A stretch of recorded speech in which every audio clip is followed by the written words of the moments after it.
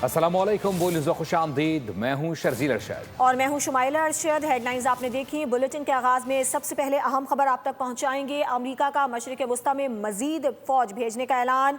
मजीद अमरीकी अफवाज पहुँच रही हैं, ये कहना है अमरीकी वज़ीर दिफा का। उन्होंने ये भी कहा कि ईरान तनाज़े में कामयाबी के लिए वक्त लिया जाएगा। अमेरिका का मशरिक़ वस्ता में मजीद फौज भेजने का ऐलान सामने आया है। बताया जा रहा है कि ईरान तनाज़े में कामयाबी के लिए वक्त लिया जाएगा। और वे बताएं कि इजराइल का ईरान पर ताज़ा हमला, तेहरान के कई इलाकों में शदीद बमबारी की गई है और सरकारी और बताया जा रहा है कि दिफाई इमारतों को निशाना बनाया गया है। इजराइल का ईरान पर ताज़ा हमला सामने आया है। तेहरान के कई इलाकों में शदीद बमबारी की गई है।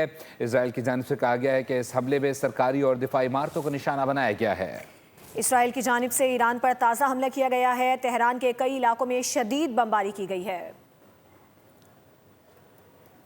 अमरीकी आबदोज ने ईरानी बहरिया का जंगी जहाज तबाह कर दिया। 78 अफराद जख्मी हो गए। 101 लापता हैं। बहरी जहाज को श्रीलंका के करीब निशाना बनाया गया। जहाज भारत में मुनक़िदा बहरी मश्क में शिरकत के बाद वापस आ रहा था। श्रीलंका नेवी के मुताबिक सर्च ऑपरेशन जारी है। कई लाशें मिली हैं जो मुमकिन तौर पर फ्रिगेट के अमले की हो सकती हैं। बहरी जंगी जहाज को श्रीलंका की समंदरी हदूद से बाहर निशाना बनाया गया है।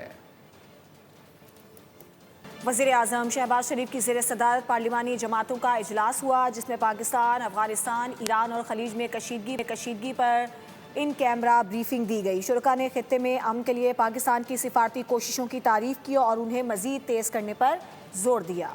मौजूदा हालात में मिली इत्तेहाद की ज़रूरत पर भी जोर दिया गया। वज़ीर आज़म के इक़दाम को सियासी क़यादत को एतमाद में लेने पर सराहा गया।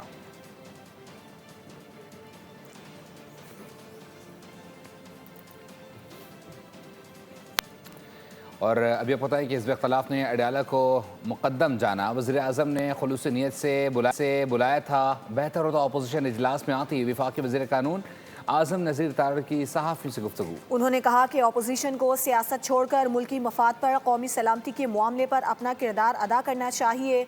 हम तवक्को रखते हैं कि सिक्योरिटी जैसे कौमी मामलात पर पाकिस्तान की एक आवाज़ जानी चाहिए।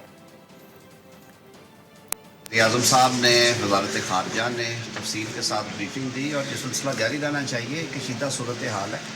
हुकूमत इसे बड़ा रिस्पॉन्सिबली देख रही है। हमें खुशी होती है अगर अपोजिशन भी सियासत को छोड़ के और अडयाले को छोड़ के इसमें शिरकत करती है। हम तवक्को रखते हैं कि अगर आइंदा इस तरह का मामला सामने आए तो वो ज़्यादा रिस्पॉन्सिबली इसको देखेंगे।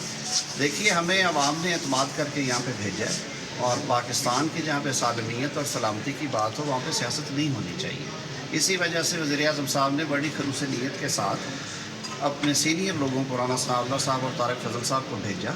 उन्होंने उनका जो दावतनामा उन तक पहुँचाया, उन्होंने उसे कबूल भी किया। बाहर कैफ जो भी मामलात थे वो उनका इंटरनल मसला है, लेकिन हम ये तवक्को रखते हैं कि जो इस तरह के नेशनल इश्यूज़ आते हैं जिनकी कुछ इंटरनेशनल कंट्रोल्स भी हैं, वहाँ पर पाकिस्तान की एक आवाज़ जानी चाहिए।